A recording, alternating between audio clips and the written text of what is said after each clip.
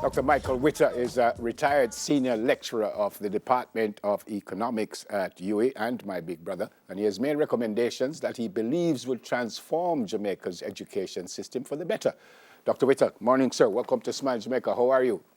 Morning and morning to Jamaica from sunshiny St. Anne.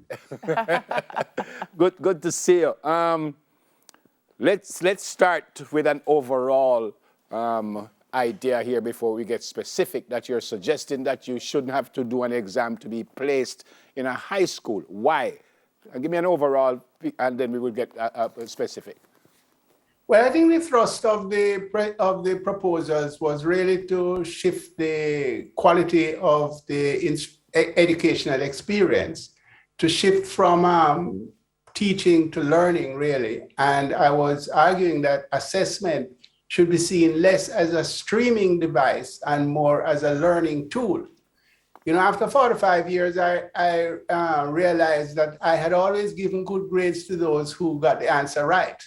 But we are told that you learn from your mistakes in the world. So we have to find a way in which kids who make mistakes in examinations learn from the experience. So far, we have just been using it for streaming alone, and it is in that context that I introduced the notion of assessment for learning. Okay. So what are the alternatives that you recommend, Doc? Well, the context would have to be an evening out of the uneven situation in schools, so that it wouldn't matter really where you went to school. And that could only happen if you could get the same educational experience at every institution. Mm-hmm. So one of the proposals is, in fact, to use a master teacher to broadcast on television to all schools each course, and have the teachers at that school serve as tutors, project leaders, etc., to embellish the standard lecture that comes into the classroom.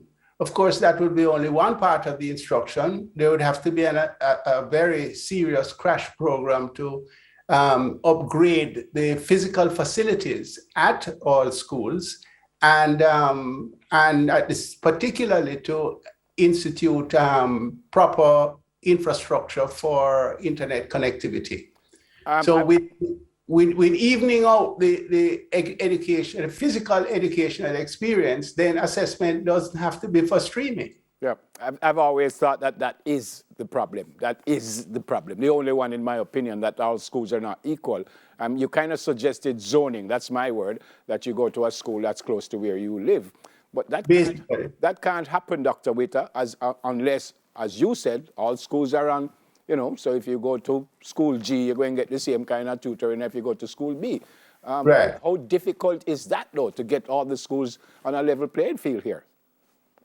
Well, I think it can be done if we take a concerted effort towards it, and certainly would want to start anything like that by way of pilot programs to see how it works. And what you realize is the moment you touch education, it's going to impact the issue of health, the issue of security, the issue of transportation, and so on.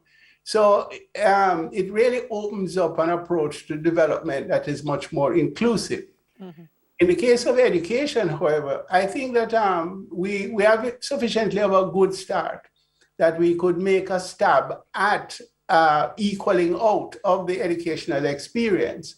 But we would have to do other things. So, for example, the kids uptown could go to an inner city community as part of their learning experience, and vice versa. The rural kids go to urban centers and vice versa. Mm-hmm. So one would have to look at the overall educational experience, the school being the base for it. One of the things you're also suggesting, Professor, is depending on the area, some schools could focus more on certain subject areas than others. Explain that for me, because wouldn't that benefit some communities as opposed to other communities? How would that work? That only applies at the tertiary level.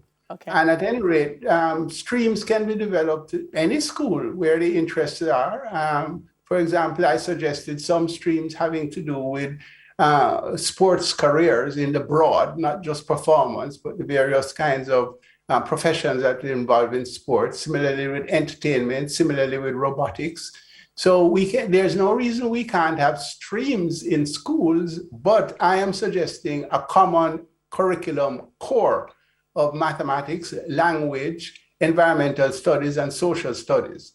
So on that base, there could be variations according to the needs of the students.